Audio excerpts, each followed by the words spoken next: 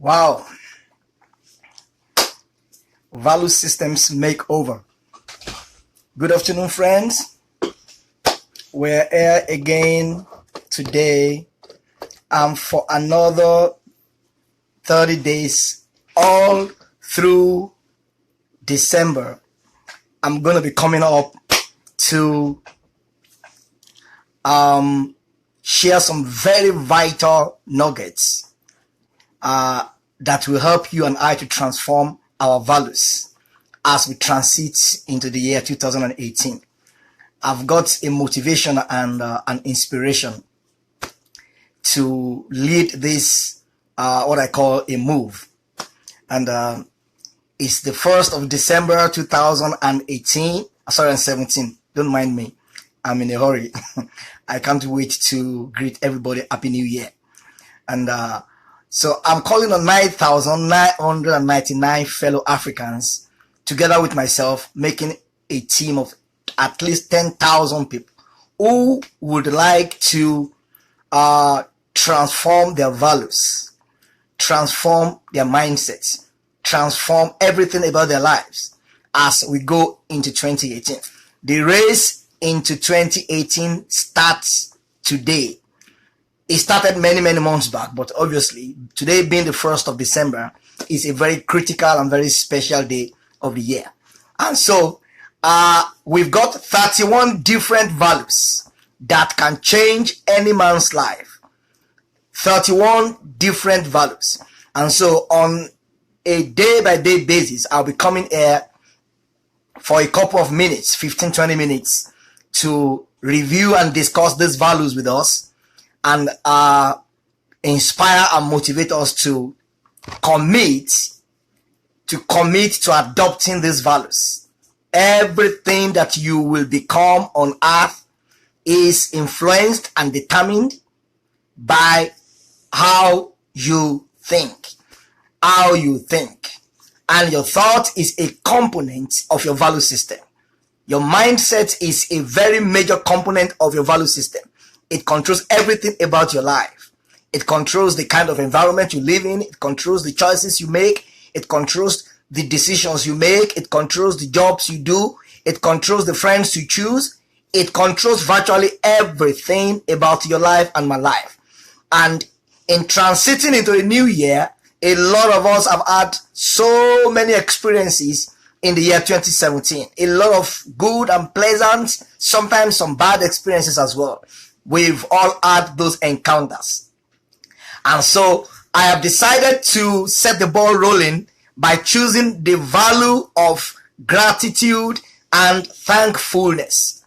Gratitude and thankfulness. So we've got that. I have arranged this in a series. There's going to be 31 different values. So gratitude and thankfulness, even though these two words are a little bit different, but they are related. And so it is a value that you must adopt as you go into the year 2017. I want us to commit to show gratitude first and foremost to God, and then to everyone that will help you from today in any way. Everyone that will help you in any way from today. I want us to commit to showing them gratitude, to being grateful to them. And how do you feel when you do something very good to someone and they refuse to show you gratitude? I've felt very bad many times when I help people or I do something and I don't get a response, a corresponding response. Oh, thank you for doing this for me. Oh, thank you. And we are human beings. So if we feel that way, how do you think God feels? And so I want to make this very practical, and I'm not going to make it too religious. I will put some flair of spirituality in it, but obviously I'm going to make it very practical. Gratitude and thankfulness. Gratitude and thankfulness. And I want you to think through this year from January to November. Has someone ever done something good for you? All through this year, I have been helped by people in the past 11-12 months. I have been helped. Someone has helped me. Someone has done something that I like. And I feel led that I should inspire you to Think through the entire 11 months of 2017. As someone helped you, did you show gratitude to that person? Did you say thank you? Or did you say, if you had not done it, somebody else would have done it? That is what many of us will say. I've said that myself as well, but I've repented. If that person did not do it, yes, somebody else could have done it, but that person did it anyway. God chose that person to do it. And so we must show gratitude. Gratitude. I want to ask us some series of questions. Did you send any text message to anyone this year showing gratitude to them? Did you send WhatsApp message, Facebook message? Now we live in a world where it is very, very, very, very easy to communicate. Communication has been made seamless. It has been made seamless in this present generation. Now, go are the days when you have to write a letter and post it, and it's going to take 3 weeks or 2 weeks to get to your destination. Now, it does not cost us anything to show gratitude to people. Now, let me deviate a little bit into the spiritual part of it, because I'm a Christian, I'm a pastor, and I believe many of my audience, they are Christians. Even if you're not a Christian, you can learn from this. Ingratitude is part of the signs of the end time. Ingratitude. The Bible makes it clear that in the last days, men will not show gratitude. So when you do things for people and they trivialize it and they tell you, what have you done? Now there is something deeper that is working on them. It is the spirit of the end time. It makes people not to show gratitude. People just do not want to be thankful for what you have done for them.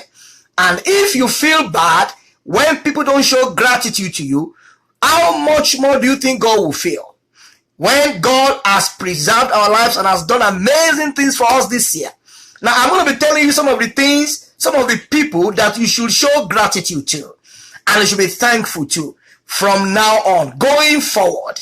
From now on until the end of 2018. So let's take it year by year.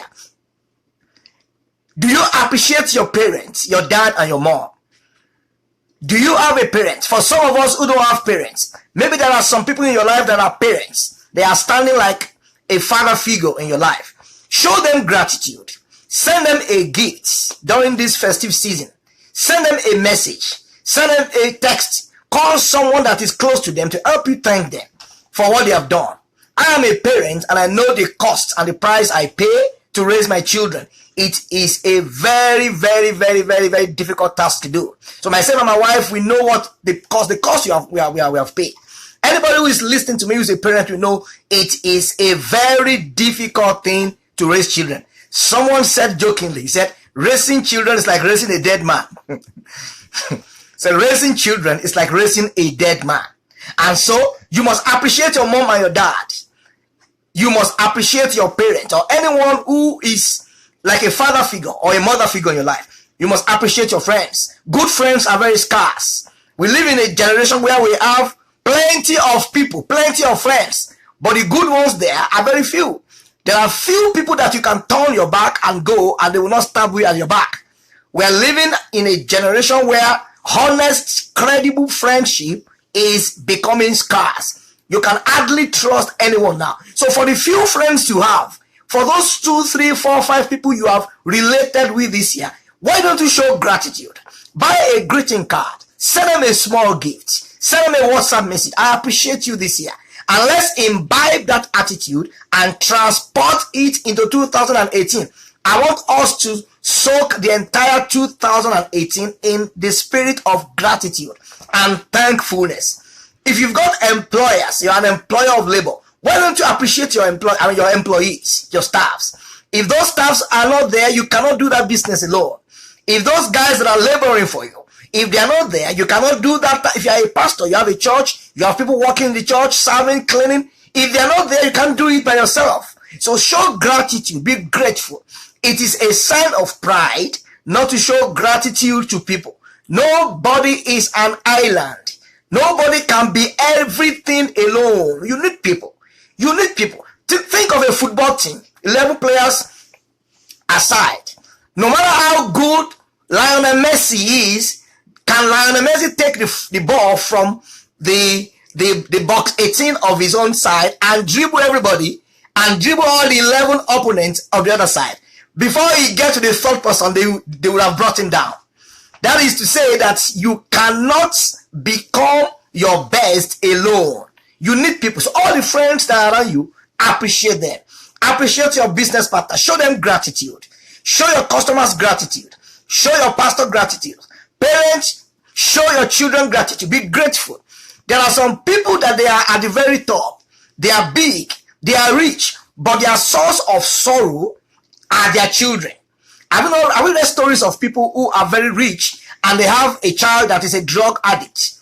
I've had stories of people like that. They have all the money in this world, but the number one problem they are facing is that imbecile, that boy that is sick, that boy that is a moron. They have all the money to send him to Oxford or to Yale or to Harvard, but the boy is a moron.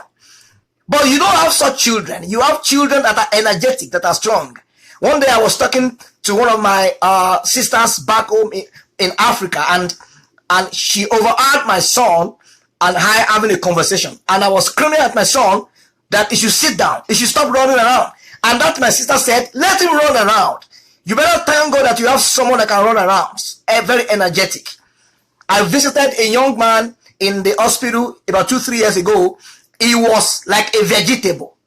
Brilliant graduate, like a vegetable. He could not breathe. Sorry, he could not breathe by himself. They were using a kind of a mechanism to force him to breathe. They were force feeding him. He couldn't stand up. He couldn't go to the restroom. And I looked at him. I said, this could have been me or any other person. What could I have done? And so that guy was in that position because he was a worse sinner than me. It could have been anybody. So be thankful for your children, that you have healthy children. Even if your children are not healthy, give thanks to God for them. Give thanks to God for them. Give thanks for your children. And for people who are listening to me now, I know this is going to be very funny. You live in any city, in any society, in any country, be grateful and show gratitude to God for your leaders, your political leaders. Now, in many African countries, particularly in places like Nigeria, I know there are very few reasons why people can actually be motivated to be appreciative of their leaders. There are so many bad leaders in so many parts of Africa. Well, there are very, very, very bad leaders, but there are 1 or 2, 3 good ones among them.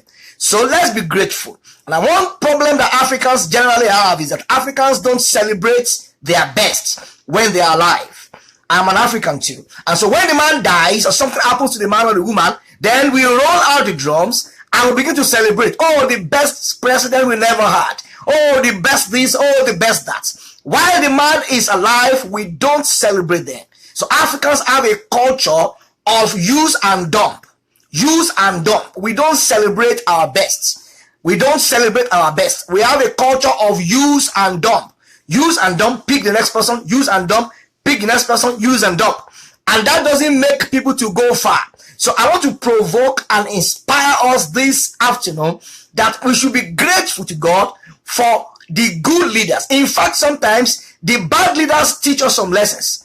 Because sometimes when you have very good leaders in all spheres of society, you take things for granted. But when you have bad leaders, you behave and you are able to learn from the mistakes you've made to have elected them. And the next time when you're supposed to cast your vote, you cast your vote for the right people. Now, let me tell you some of the crises and problems that people face in life. And many people are facing this crisis all over the world. So if you are not facing any of these crises, show gratitude and be thankful. And be thankful. Where you are today is the dream of millions of people. No matter how bad things are, no matter how tight things are, where you are today is the dream of millions of people. No matter how bad things are. Now, we just got a message and a video of thousands of Africans that are being traded in a kind of a slave trade system in Libya. Now, what about it? What if it was you or me? What would you have done? Those guys are no worse sinners than you and I. And they are being traded like cows and goats and dogs. Some of them are being killed and they are putting prices on them. This is $300. This is $500. The same Jesus died for all of them. For some of you listening to me who are Christians, the same God that you profess is the same God many of them profess. But they are now entangled in the slave trade of Libya. So you are not there. Things are not going on fine for you. You are not getting good jobs where you are. The salaries you are being paid is not good, but at least you have a job. At least you are going somewhere in the morning, come back in the evening. Those guys that are locked up in the slave trade environment of Libya, they will be praying and will be cursing, if possible, to find their way out of those trenches.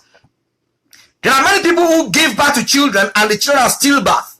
The woman carrying the baby for 9 months and is coming to the point of delivery and is bringing forth a stillbirth. Now, if you have given birth to a child, I am a man, I don't give birth to children, but I've been with my wife all the time she gave birth to children. And so I know what it is, the risk, the pressure, the pain that women go through in bringing forth children to the world. So if God has helped you, you have given birth to at least one child, be grateful to God. Oh, don't complain. Oh, my friend has 5 children. Oh, my sister has 4 children. I only have 1. But you have 1. What if you don't have any? What would you have done? I know people whose wombs have been removed. I know people who were raped. I know people who were killed and murdered before they even get to the age of having children.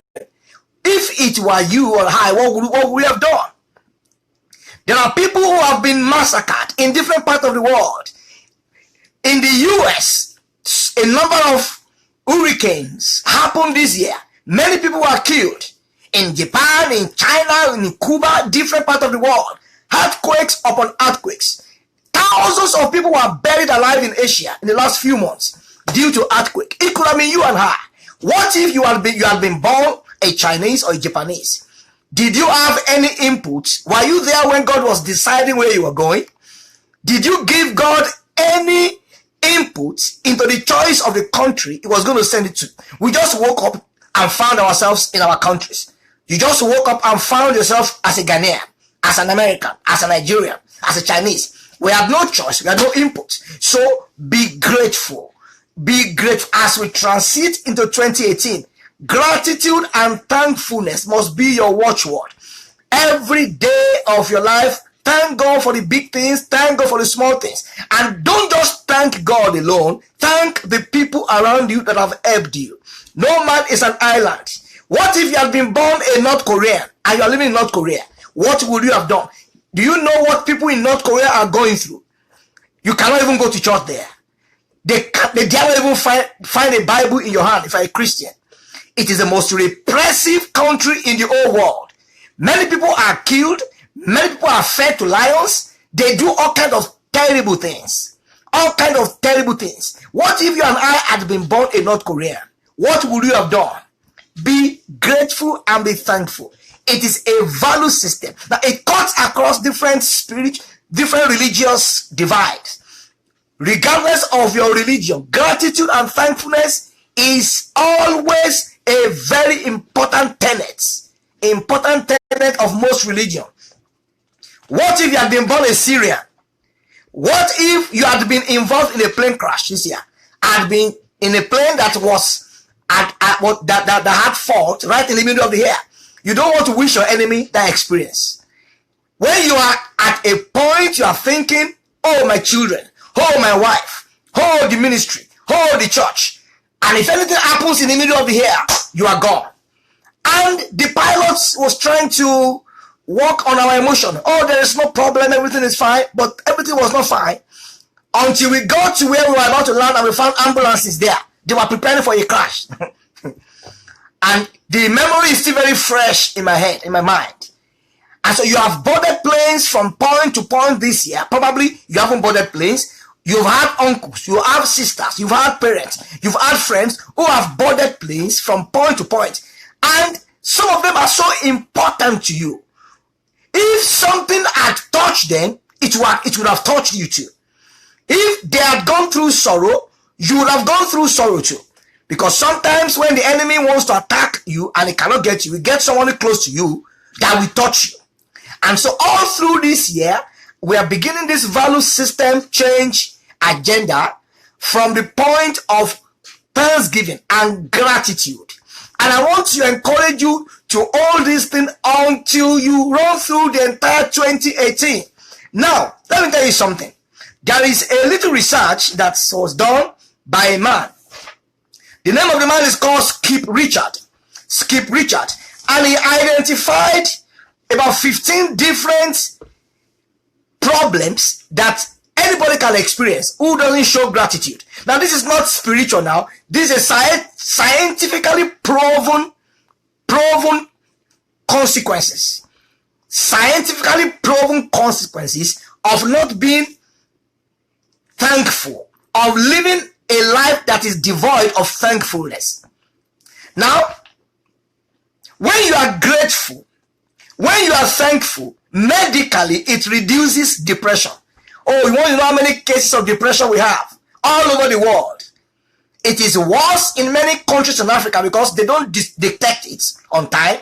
Because probably many people, because of the kind of life they're living, they don't have funds and finances and money to go to a doctor. But in the foreign country, in the Western country, the cases of depression, they detect them quite much early. People can go to the hospital sometimes in an environment where they have free medicals. It's very easy to quickly detect things. I mean, you're not demotivated because of the cost of going to the clinic. So depression is a killer disease. It affects every area of your life. But when you are grateful and you are thankful, medically, the risks and chances of depression are removed from your life. Now, when people are grateful and they are thankful, research has shown that they always qualify for promotions at work. And listen to that. Promotions at work. I thought promotion is driven by performance alone. No. When you are very, very happy and very cheerful and you show gratitude and thankfulness to your bosses, to people at work, it adds to your profile and it can actually boost your career. Thankfulness and gratitude improves self-esteem. It improves self-esteem. It increases our energy. It helps us to develop a strong immune system. I'm not a medical doctor, but doctors have told us that when people are depressed and they are sad all the time, it affects their immune system. And when your immune system breaks down, it opens the door to sicknesses and diseases. It opens the door to sicknesses and diseases. See, everybody has an inbuilt immune system. This immune system fights disease and sicknesses. And when they break down, when this system breaks down, sickness and diseases come into the body and they wreak havoc on the body. Thankfulness and gratitude increase sleep quality. You can sleep very well when you are thankful. I mean, haven't you observed that in times when you go to bed and you are sorrowful and you are depressed, you struggle to sleep. Everybody has slept at 10 o'clock, 1 a.m., 2 a.m., you are still thinking, you are still brooding. I am not saying that there are no legitimate reasons for us to be sad. Everybody goes through different challenges in life, but you will intentionally decide and choose to be grateful and to be thankful. You force it. You have to do it. You have the energy and the power to do it. You do it intentionally. If you are looking for circumstances around you to determine when you will be happy, there are plenty of bad news in society. Just go on CNN now, on BBC or wherever, on Facebook. Plenty of bad news. Plenty of stories that will make you sad. So you have to choose. You've got to choose that I am not going to be sad. You make up your mind that I am not going to be sad. I will not allow the circumstances in my environment to determine my state of joy. I will show gratitude and I will be grateful. When you are grateful and you show gratitude, you have deeper friendships. When somebody says thank you to you, how do you feel? You feel loved. You feel important. Oh, she appreciates what I did for her. When someone does not show gratitude, how do you feel? You feel as if you are being cheated. So when you begin to show gratitude to people and you say thank you to people, these things look very small, but you don't know the kind of healing that goes on in the mindset of people. When you say thank you to people or people say thank you to you, you don't know what those things do to your system, to your psyche, to your mindset, and to your overall value system as a human being. Being thankful and showing gratitude improves productivity. It improves job performance. Now, when you are going to work on Monday morning and you are sad and depressed, it will affect what you are doing. Now, haven't you gone into stores where you are meeting a customer service agent or a teller in a bank and the person is very sad, it rubs off on their work. It rubs off. Your emotions rub off on your work. If you are a grateful person, a personality that shows gratitude and thankfulness, it rubs off on your work. Even though you are going through stuffs, but you separate your emotion from what people are seeing on the outside. And so if you pick a phone now and you call, I live in a country where if you've got an issue with your phone, like most other countries anyway, and you call the company, they transfer you to a customer service agent. Sometimes some of them are very rude on the phone. Many times the reason why they are rude is because they are going through stuff. Many of them are not happy with their job. Many of them have problems in their marriage, and so they transfer those things. We call it transferred aggression. They transfer those things on the customers. And so most companies now, they have a kind of a survey. At the end of every contact with a teller or whatever, they will tell you, fill a survey. Are you happy with the performance of the teller? And so we just rate the teller. Oh, very poor, average, whatever. And so they collect those results and use them in their training and development, in the training of those staffs to get them better. But when you show gratitude to people, it affects your relationships. People appreciate you more. You have deeper friendships. You have deeper relationships. Obviously, you qualify for more from them. You qualify for more assistance from them. You become more likable. People like you more. Maybe because the reason why people are not liking you, you are feeling like people don't like you. A feeling of low self-esteem. Maybe you have not been grateful to people that have helped you. You trivialize what people do for you. What has he done that no other person can do? What has she done? Is it not $50 she gave me? Someone sent $10 to you from America. Show gratitude to that person. Whether that person is a millionaire or not, show gratitude to that person. Be grateful. Because you don't know what will happen next time you call that person to help you. There are many times people test you and they give you something very small to check your spirit, to test your value system. And when you begin to look at those, what has he given to me? What has he given to me? Is he not a millionaire? I asked him to pay my tuition fee. He didn't pay my tuition fee. He just bought a shoe for me. What has he done? Every human being by nature is selfish. Normally, I am selfish, you are selfish. Without Christ, if you are not a Christian, if you are listening to me and you are not a Christian, you will learn from this. If you are a Christian and you are listening to me, every man by nature is selfish. It is the Spirit of God that actually kills that selfishness when we turn to Christ. But I'm making this very practical now. I don't want to go into the religious part of it. I want us to know that every man, whether you are a Buddha or a Muslim or a Christian, everybody has ability to show morals, good morals. Let me tell you something.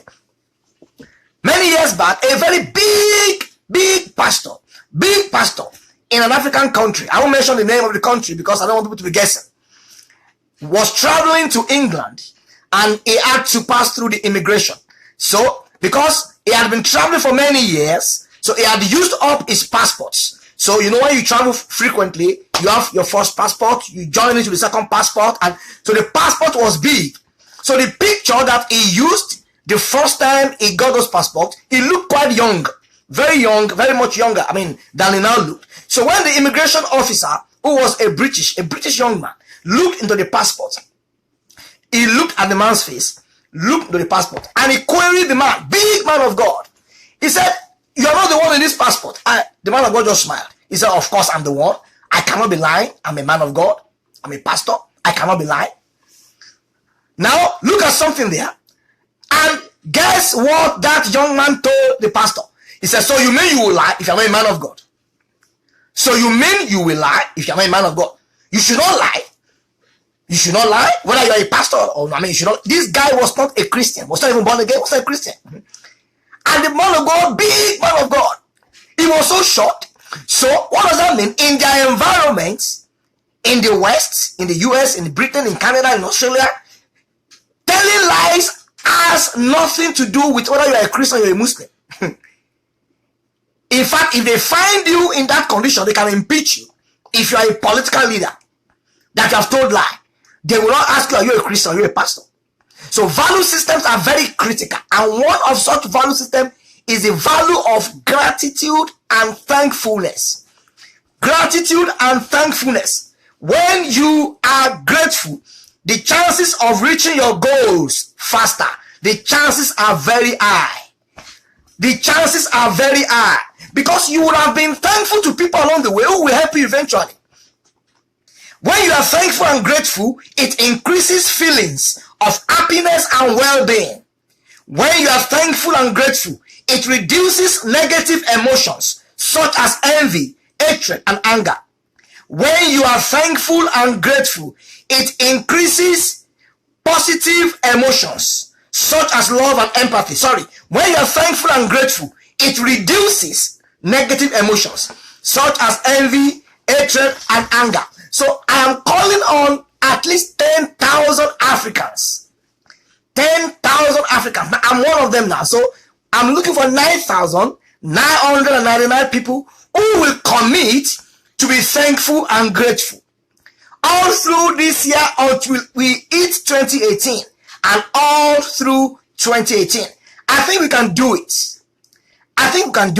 Thankfulness and gratitude. Thankfulness and gratitude. Think about someone who has helped you this year. Just think through it. Think about it. Have you sent a text to say thank you to him? Have you said, oh, I appreciate you? Husbands and wives. As a wife, do you appreciate the gesture of your husband? The good things your husband does. Or you will say, oh, he's not my husband. If he doesn't do it, who else will do it? As a man, as a husband, do you appreciate the little thing your wife does? I'm going to be talking about spousal abuse as part of the value system we must work on as we go into 2018. If you are lucky to have married a very good man, be thankful and grateful to God and to him. If you are lucky to have married a very good wife, be thankful to God and grateful to God and then unto her. If you have met people who have married bad men and bad women, you will appreciate the one you have. If you have met people who have married bad men and bad women, you will appreciate the one you are. I'm a pastor, and so I counsel people, and I know what my ears have heard.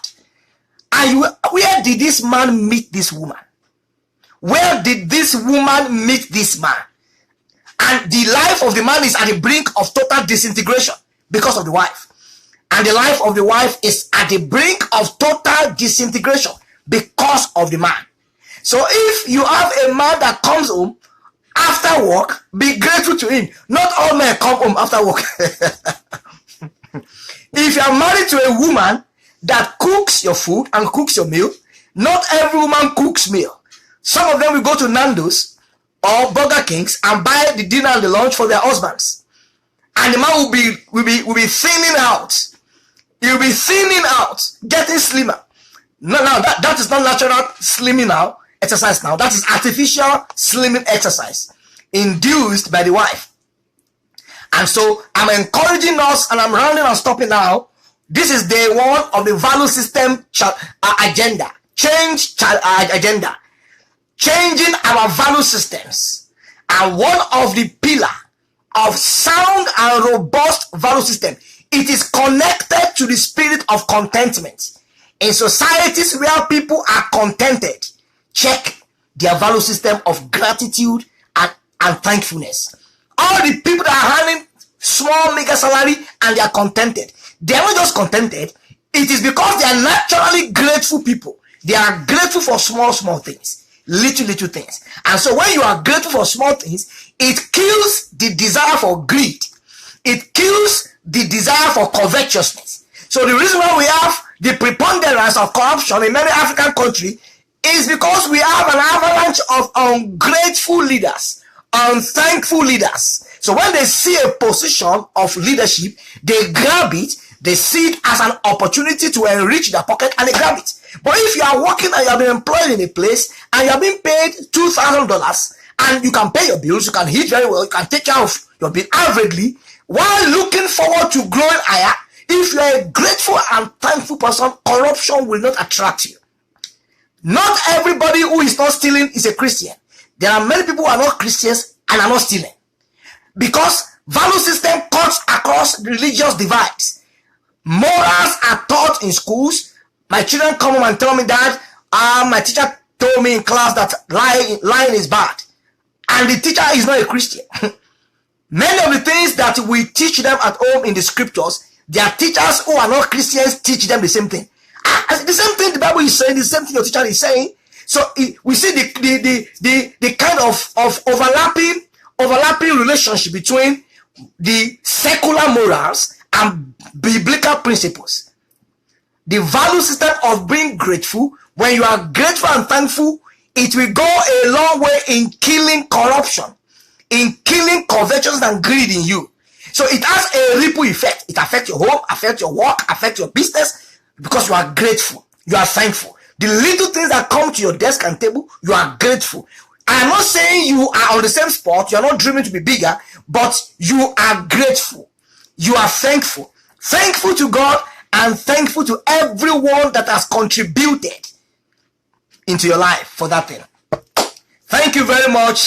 And I want us to spread the word and help me share this link today. Please help me share this link. Help me forward this link for the benefit of those who are not online. I'm going to keep it short, 20, 30 minutes every day. Sometimes maybe shorter, sometimes 25 minutes, 30 minutes. And then we have 31 different values. If you know the contents of this 31 days agenda, we're going to talk about abuse in marriages, talk about corruption, talk about greed, talk about manipulation in church. We're going to talk about all the things, all the different strands of values that affect Africans. We're going to talk about leadership, talk about coming to work late, talk about saying sorry to people.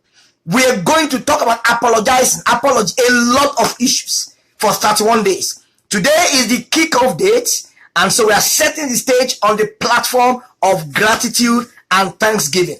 And I want to encourage you to keep thinking about this and to teach your children, teach your friends. Say one word to a friend close to you: be grateful, be thankful, be grateful, be thankful, be grateful, be thankful. And as we transit into 2018, I want us to launch into that year with the spirit and mindset of gratitude and thankfulness. God bless you so much. Thank you for joining me this first edition. Tomorrow is going to be great. We're going to look at a very practical value issue among Africans. And we are going to encourage ourselves and speak about it. And I'm going to challenge you with a number of stories, probably my own personal experience. And if I have any question from anyone, you can type and I may want to answer them as much as I can. Tomorrow, 1 p.m. New York and Toronto time, and 7 p.m. UK and West African time. Value system makeover. 31 values. Today we have looked into the first value. And going forward from tomorrow until the 31st of December, we shall be examining 30 more values. If you imbibe all these 31 values, you'll be a completely different person in 2018. Life does not give you what you deserve. Life always gives what we demand.